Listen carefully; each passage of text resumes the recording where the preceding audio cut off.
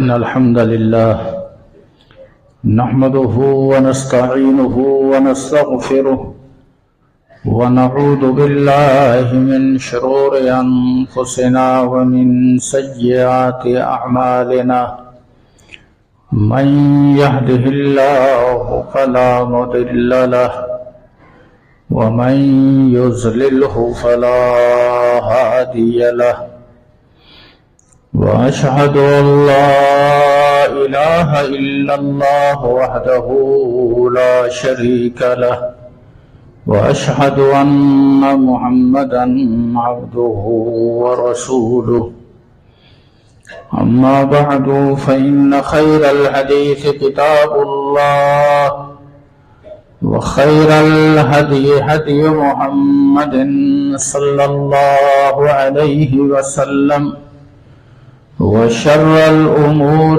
محدثاتها وكل محدثة بدعة وكل بدعة ضلالة وكل ضلالة في النار أما بعد فأعوذ بالله السميع العليم من الشيطان الرجيم رب اشرح لي صدري ويسر لي أمري واحلل عقدة من لساني يفقهوا قولي سبحانك لا علم لنا إلا ما علمتنا إنك أنت العليم الحكيم رب أعوذ بك من همزات الشياطين وأعوذ بك رب أن يحضرون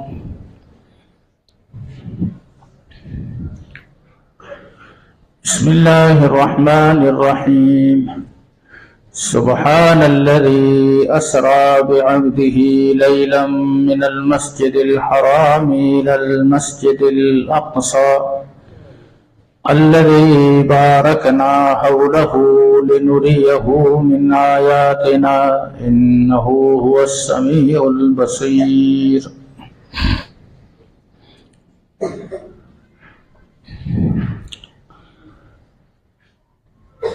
سورہ بنی اسرائیل جسے سورہ اسراء بھی کہا جاتا ہے،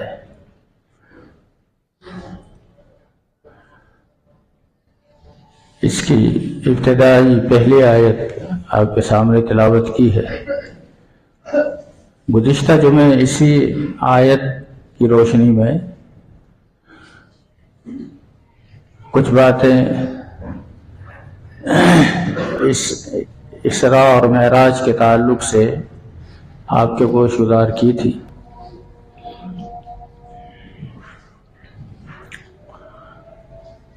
اللہ کے رسول صلی اللہ علیہ وسلم کو جو معجزات عطا کیے گئے، ان معجزات کے اندر ایک معجزہ یہ بھی ہے، اور معجزہ کہتے ہی اسے ہیں جو انسانی عقل کو عاجز کر دے، جس کا صاف اور واضح معنی یہ ہے کہ اگر کوئی شخص معجزات پر ایمان لانا چاہتا ہے تو اسے چاہیے کہ وہ اپنی عقل سے ان معجزات کو نہ پرکھے، ورنہ وہ کبھی بھی معجزات پر ایمان نہیں لا سکتا۔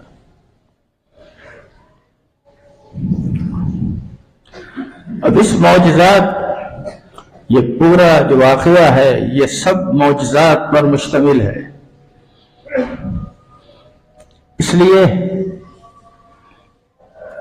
اس واقعے کو اللہ کے رسول صلی اللہ علیہ وسلم نے جب پیش کیا تو ماننے والوں نے مانا، انکار کرنے والوں نے اس کا انکار کر دیا، ساری کچھ حقیقت معلوم کر کے بھی ان کو ایمان نصیب نہ ہوا۔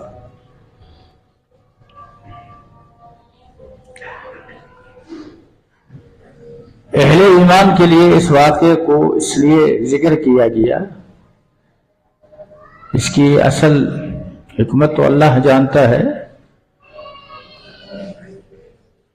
کہ لوگ اس پر ایمان رکھیں اور لوگوں کو یہ یقین ہو جائے کہ اللہ تعالی جب چاہے جو چاہے اللہ اس کے کرنے پر قادر ہے۔ کائنات میں کوئی شے اللہ کے لیے رکاوٹ نہیں بن سکتی۔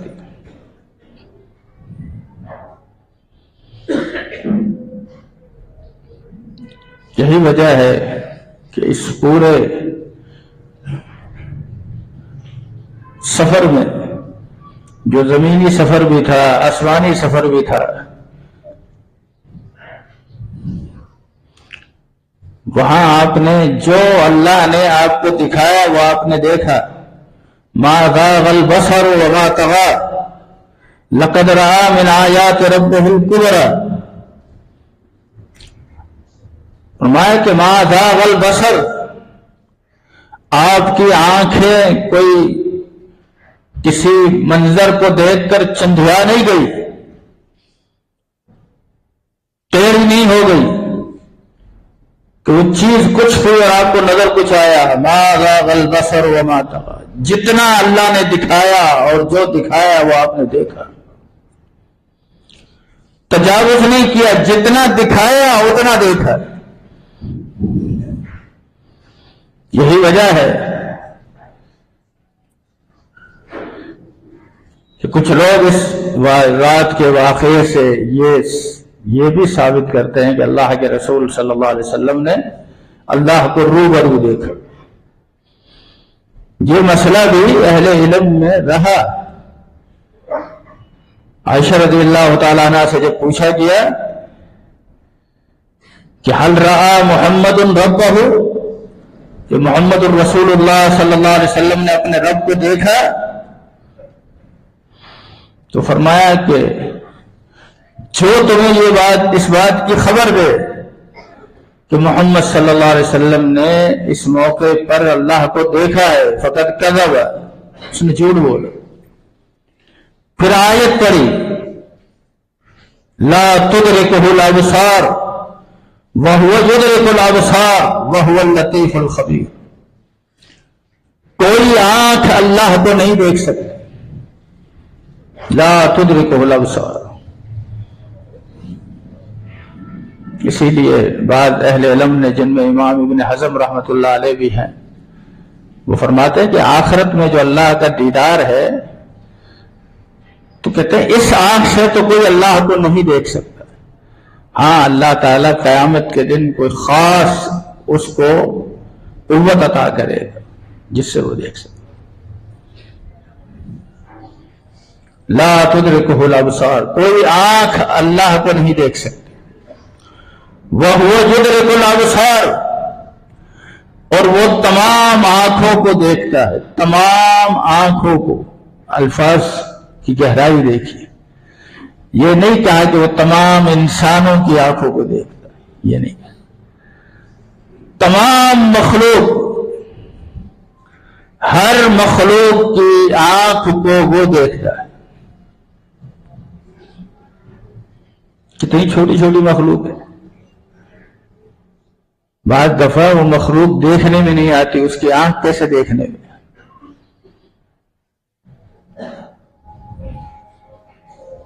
یہ اللہ کا تعارف ہے، وَهُوَ يُدْرِكُ الْأَبْصَارَ وَهُوَ اللَّطِيفُ الْخَبِيرُ، اور اللہ تو بڑا شفیق ہے، بڑا رحیم ہے، بڑا کریم ہے اور خبیر ہے، اس سے کوئی چیز مخفی نہیں ہے، اللہ کو ہر چیز کے بارے میں پتہ ہے۔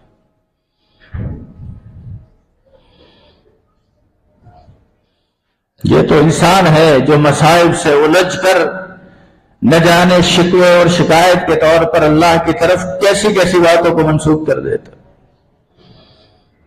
پتہ نہیں اسے ہمارے حال کا پتہ بھی ہے کہ نہیں۔ انا للہ و انا الیہ راجعون۔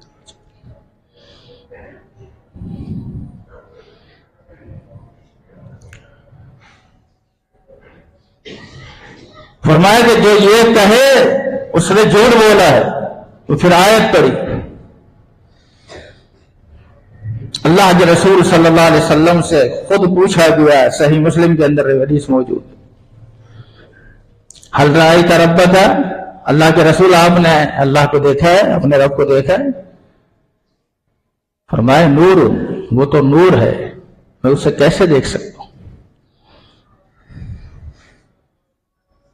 میں اسے نہیں دیکھ سکتا۔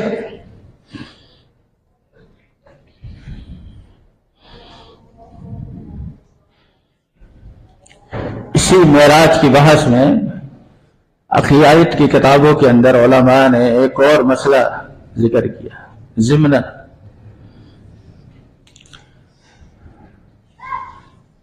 یہ بڑا اہل علم کے اندر بحث طلب مسئلہ ہے۔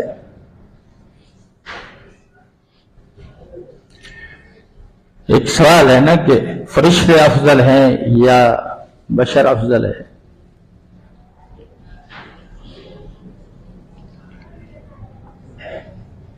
اللہ کے رسول صلی اللہ علیہ وسلم جب آسمانوں کی سیر کے لیے اوپر تشریف لے گئے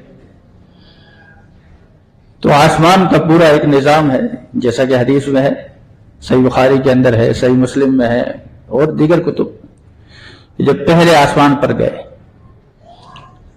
تو جبریل امین نے دروازہ کھٹکھٹایا، کہا کون؟ بتایا جبریل۔ کہا من معک، آپ کے ساتھ کون ہے؟ کہا محمد، محمد صلی اللہ علیہ وسلم۔ کہا ان کے بارے میں حکم دیا گیا ہے، ان کو اوپر آنے کے لیے کہا گیا ہے؟ فرمایا ہاں۔ دروازہ کھولا، آپ کا استقبال ہوا۔ اس طرح دوسرے آسمان پر، تیسرے پر، چوتھے پر، اسی طریقے سے گئے، حتیٰ کہ جبریل امین ایک مقام آیا جسے قرآن مجید کے اندر سورہ نجم کے اندر سدرۃ المنتہا کہا گیا۔ یہ سدرۃ المنتہا کیا ہے؟ بعض تفسیری روایات کے اندر ذکر ہے کہ فرمایا کہ یہ 7ویں آسمان پر ایک بیری کا درخت ہے، اوراقها كآذان الفیل وقلالها وثمارها كقلال حجر۔ بیری کے درخت کے پتے عام طور پر بہت چھوٹے چھوٹے ہوتے ہیں، فرمایا اس بیری کے درخت کے پتے ہاتھی کے کان کے برابر ہے، اور اس کا ایک دانہ، ایک پھل، ایک بیر، حجر نامی ایک بستی تھی، اس کے جو مٹکے تھے اس کے جتنا تھا۔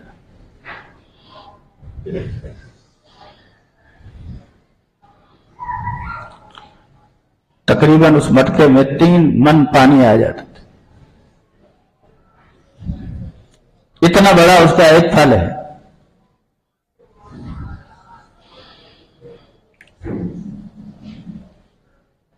جب یہاں سدرۃ المنتہا پر پہنچے تو جبریل چونکہ سارے سفر میں آپ کے ساتھ رہے، زمینی سفر میں بھی، آسمانی سفر میں بھی، اب جبریل یہ کہتے ہیں کہ اب آپ یہاں سے آگے جائیے۔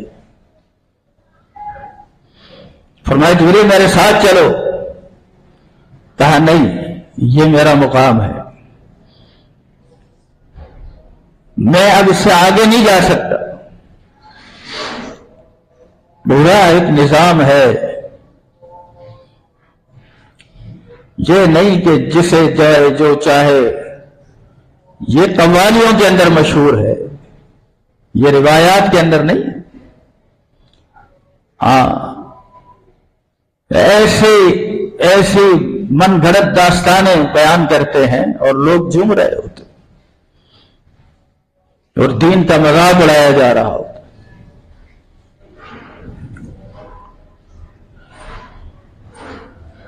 فرمایا لو قدمت لاحرقت سبحات وجہی، اللہ کے نبی ابھی اگر میں ایک قدم بھی آگے گیا تو اللہ کے نور کی شعائیں مجھے جلا دیں، میں آگے نہیں جا سکتا۔ پھر اللہ کے نبی صلی اللہ علیہ وسلم آگے گئے، حدیث کے الفاظ ہیں کہ آپ نے ان فرشتوں کے کلموں کی آواز کو سنا جو لکھ رہے تھے، اللہ کو نہیں دیکھا۔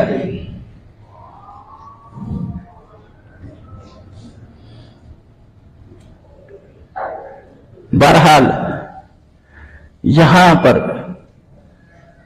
جو یہ ضمنی بحث چھیڑی تھی کہ بشر افضل ہے یا ملائکہ فرشتے افضل ہے، یہاں بتاتے ہیں کہ جبریل وہاں تک نہیں گئے جہاں تک اللہ کے نبی گئے، اور جبریل سید الملائکہ ہے، تمام فرشتوں کے سردار۔ اللہ نے اپنی وحی جیسے فریضے کے لیے اس کا انتخاب کیا۔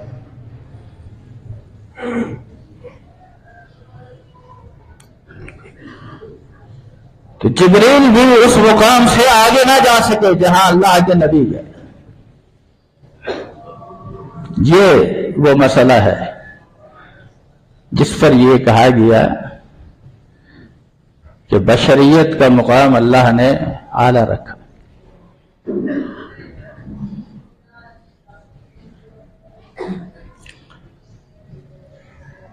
اب یہ واقعہ معراج جو ہے، اس موقع پر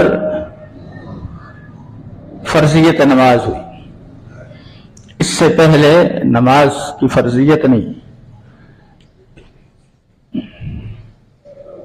چنانچہ فرضیت نماز ہوئی، 50 نماز فرض ہوئی۔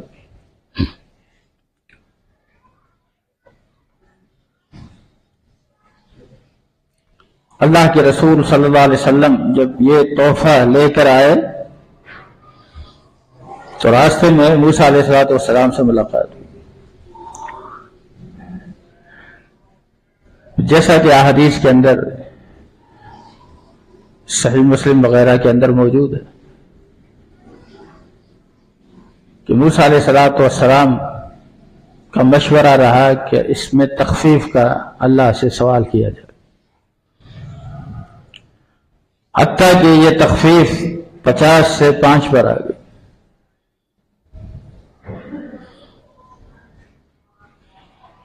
موسیٰ علیہ السلام پھر بھی مشورہ دیتے، فرمایا کہ بنی اسرائیل پر 2 نمازیں فرض تھی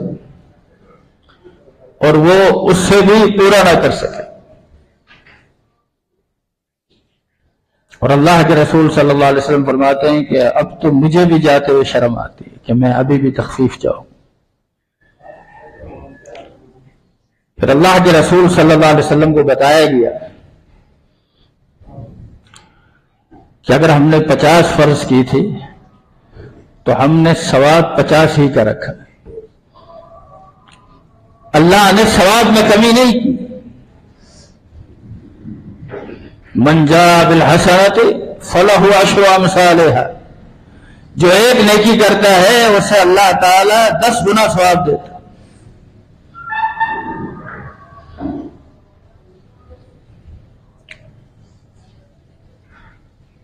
اصل چیز معراج کے تعلق سے یہ ہے کہ انسان کو اگر کسی چیز پر غور کرنا ہے، کسی چیز کو سمجھنا ہے، تو پھر وہ نماز کی پابندی کا عہد کرے۔ نماز ایسے پڑھے جیسے اللہ کے رسول صلی اللہ علیہ وسلم نے تعلیم دی، اور خود فرمایا کہ صلو کما رأیتمونی اصلی، ایسے نماز پڑھو جیسے مجھے نماز پڑھتے ہوئے دیکھتے۔ جو اصل معراج کی روح ہے اس پر کوئی بات نہیں، بس یہ ہوا آپ یہاں گئے، آپ یہاں گئے، سبحان اللہ سبحان اللہ سبحان اللہ، بس سال میں ایک دفعہ ایک رات اس طرح سے نوافل پڑھ کے دن کو روزہ رکھ کے گزار لی، بس بات ختم، اب آئندہ سال دیکھیں۔ اسلام اس طرح کی رسمی عبادات کا نام نہیں، شریعت اس طرح کی چیزوں کا نام نہیں۔ اس تعلق سے کوئی صحیح روایت اس باب میں موجود نہیں ہے، بلکہ سب سے بڑا مسئلہ، جیسا کہ میں نے گزشتہ جمعے بتایا کہ سب سے بڑا مسئلہ تو یہی ہے کہ نقل روایت کے اندر یہ ثابت ہی نہیں ہے کنفرم طور پر کہ اللہ کے رسول صلی اللہ علیہ وسلم کو 27 رجب کو معراج ہوئی.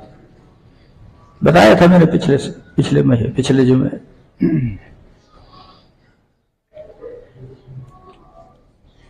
اس لیے کہ شریعت کا مزاج اس تعلق سے یہ نہیں ہے کہ آپ اس کی دن تاریخ کو رکھ کر اس کو منائیں. اگر شریعت کا مزاج یہ ہوتا تو پھر اس تاریخ کا اہتمام ہوتا، پھر صحابہ اس کو مناتے، تابعین اس کو مناتے، تبع تابعین اس کا اہتمام کرتے. بعد آنے والے ائمہ، مشہور ائمہ اربعہ جنہیں کہا جاتا ہے، ان سے یہ باتیں منقول ہوتی. یہ سب اس بارے میں خاموش.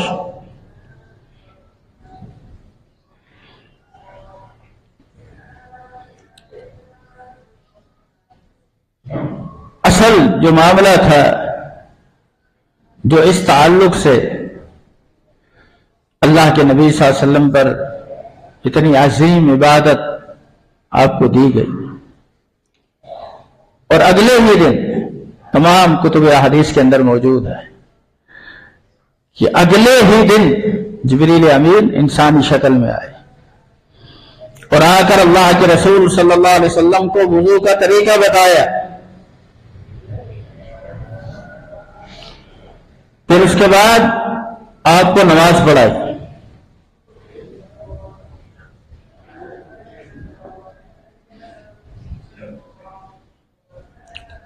مسئلے تو اس روایت کے تعلق سے بہت ہیں. جبریل نماز پڑھا رہے تھے، اللہ کے نبی نماز پڑھ رہے تھے، دیکھ رہے تھے، سیکھ رہے تھے. جبریل پر تو نماز فرض نہیں ہے، فرشتوں پر نماز فرض نہیں، یہ فرض تو انسانوں پر کی گئی. ہر مکلف شخص پر جو مسلمان ہے، جس کے ہوش و حواس قائم ہے، اس پر نماز فرض ہے. تکلیف میں ہے، بیماری میں ہے، کھڑا ہو کر نہیں پڑھ سکتا، بیٹھ کر پڑھے. بیٹھ کر نہیں پڑھ سکتا، لیٹے لیٹے پڑھے. ہوش و حواس قائم ہے، اس وقت تک نماز ادا کر. مارکہ قتال ہے، لڑائی ہو رہی ہے، سامنے کفار ہیں. اللہ کے رسول کو کہا جا رہا ہے پیغمبر جب آپ ان کے اندر موجود ہوں، لڑائی کا وقت ہو، لڑائی بھی اپنے عروج پر ہو، تو آپ مسلمانوں میں 2 صفیں بنائیں. ایک صف دشمنوں سے مقابلہ کرے گی، ایک صف آپ کے پیچھے نماز پڑھے گی. معافی نہیں ہے. قرآن نے سورہ بقرہ میں یہ بھی ارشاد فرمایا کہ اگر خوف اتنا شدید ہو کہ باجماعت نماز کی کوئی صورت نہیں بنتی، تو پھر یہ کر لے کہ ہر شخص اپنے اپنے طور پر، انفرادی طور پر، فَإِنْ خِفْتُمْ، اگر تمہیں خوف ہے، اندیشہ ہے کہ نماز نکل جائے گی، فَرِجَالًا، پھر پیدل چلتے ہوئے، اور رُكْبَانًا، یا سواری پر چلتے ہوئے، چاہے قبلہ رخ ہے نہیں ہے، کوئی مسئلہ نہیں ہے. رکوع سجود مارکہ قتال میں کیسے ہوگا؟ نہ ہو. لیکن اب سب چیزیں زبان سے کہنی ہے. کفار سے برسر پیکار بھی ہے، نماز بھی پڑھو. بہت سی پابندیاں اٹھا دی. اب نہ رکوع کی تمہیں ضرورت ہے، نہ سجدہ کرنے کی ضرورت ہے، نہ قبلہ رخ ہونے کی ضرورت ہے. فَإِذَا أَمِنْتُمْ، جب حالت امن میں آ جاؤ، فَاذْكُرُوا اللَّهَ، پھر اللہ کو یاد کرو، كَمَا عَلَّمَكُمْ، جس طرح اس نے تمہیں سکھایا ہے. جیسے نماز کا طریقہ بتلایا ہے. یہ چیز جو معراج کی روح ہے، اس کی کوئی پرواہ نہیں.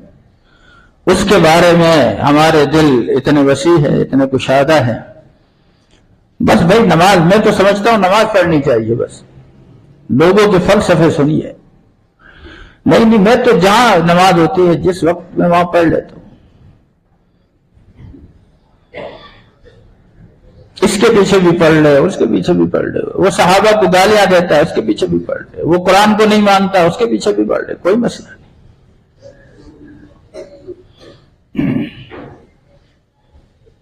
اور جو کہتا ہے نا کہ اس کے پیچھے پڑھ لے, اس کی ہو بھی جاتی ہوگی, اس کی ہو جاتی ہوگی. امام احمد رحمۃ اللہ علیہ سے پوچھا گیا اہل بدعت کے پیچھے نماز پڑھنے کے بارے میں. امام احمد نے کہا بھائی میری تو نہیں ہوتی, باقی کا مجھے پتا نہیں. اور کیا کہیں, نماز کو, دین کو لوگوں نے اپنی چاہتوں پر رکھا ہوا ہے. میں تو اس امام کے پیچھے نماز نہیں پڑھتا, میں دل نہیں مانتا ہے. ہمارے دیکھیں نا, ہمارے سوچنے کے پیمانے دیکھیے. یعنی اس کی اگر امام سے کسی مسئلے میں اختلاف ہو گیا, کوئی بات ہو گئی, کوئی لڑائی ہو گئی, تو بس مسجد کو خیر آباد. نہیں میں تو یہاں نماز ہی نہیں پڑھتا ہوں. یہ تمہارے سب کے اپنے اپنے نظریات ہیں. اللہ کے رسول صلی اللہ علیہ وسلم فرماتے ہیں کہ ایسے نماز پڑھو جیسے مجھے نماز پڑھتے ہوئے دیکھتے. کبھی یہ بھی فرمایا فصلی کالصلاۃ الموعود, ارے ایسے نماز پڑھو جیسے یہ تمہاری زندگی کی آخری نماز ہو. اپنے اندر استحضار پیدا کرو, خشوع پیدا کرو, خضوع پیدا کرو. ہمارے یہاں تو یہ باتیں نماز کے تعلق سے, نماز پڑھنا یہ اچھی بات ہے کہ نماز کے فریضے کو اللہ کا مقرر کیا ہوا فریضہ سمجھ کر پڑھنا, اس اہمیت کے ساتھ پڑھنا.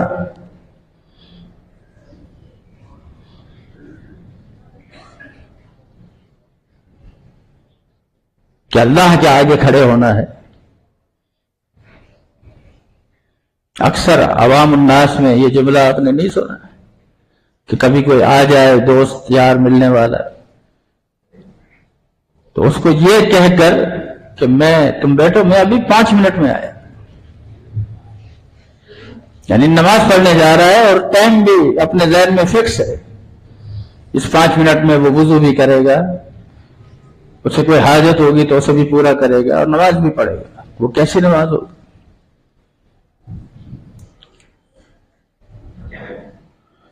عبادات ہے اللہ کی طرف, اللہ سے سرگوشی ہے, اللہ سے راز و نیاز ہے.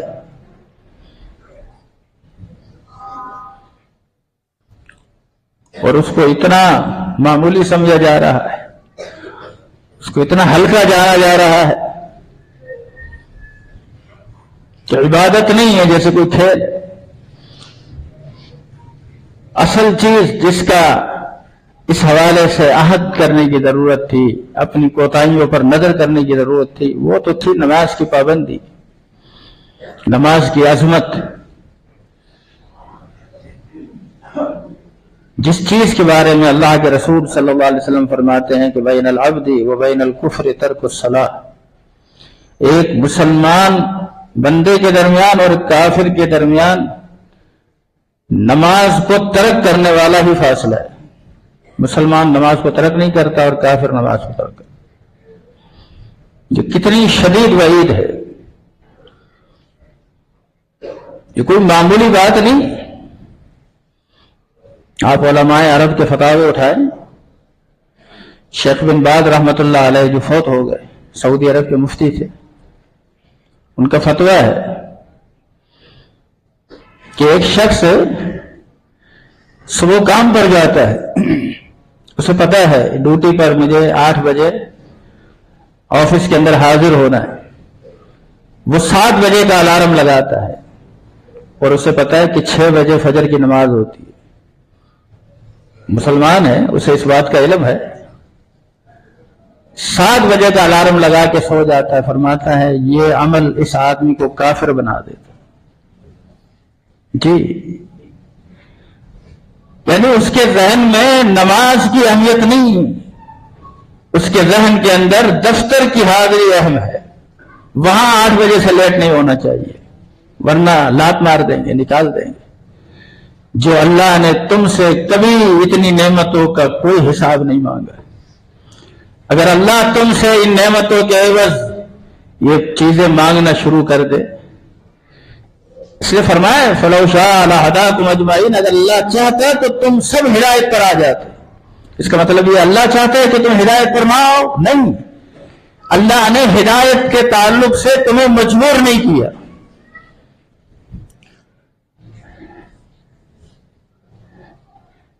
اس لیے اہل علم یہ مثال لکھتے ہیں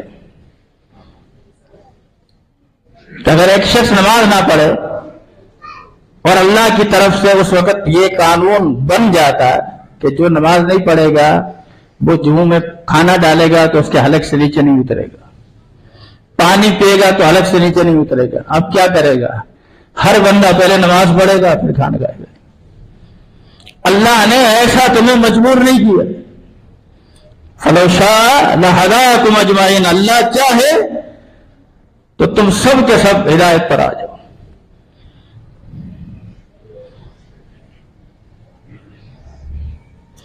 ویسے کائنات کے اندر ہر شے اللہ کی مطیع ہے، طوعاً و کرہاً۔ بڑے سے بڑے کافر کو بھی دیکھ لے، جب مجبور ہو جاتا ہے اللہ اسے بیمار کر دیتا ہے پھر کیا کرتا ہے؟ پھر جھک جاتا ہے، پھر اس سے جو بولو گے وہ کرے۔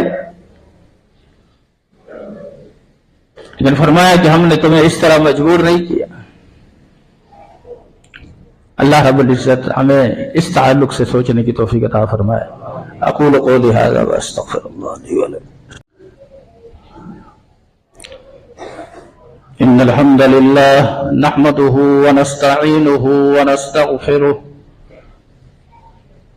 ونعوذ باللہ من شرور انفسنا ومن سیئات اعمالنا من يهده الله فلا مضل له ومن يضلله فلا هادي له واشهد ان لا اله الا الله وحده لا شريك له واشهد ان محمدا عبده ورسوله اما بعد فان خير الحديث كتاب الله وخير الهدي هدي محمد صلى الله عليه وسلم وشر الأمور محدثاتها وكل محدثة بدعة وكل بدعة ضلالة وكل ضلالة في النار۔ اللهم صل على محمد وعلى آل محمد كما صليت على إبراهيم وعلى آل إبراهيم إنك حميد مجيد۔ اللهم بارك على محمد وعلى آل محمد كما باركت على إبراهيم وعلى آل إبراهيم إنك حميد مجيد۔ اللهم إنا نسألك العفو والعافية في الدنيا والآخرة۔ اللهم إنا نسألك الهدى والتقى والعفاف والغنى۔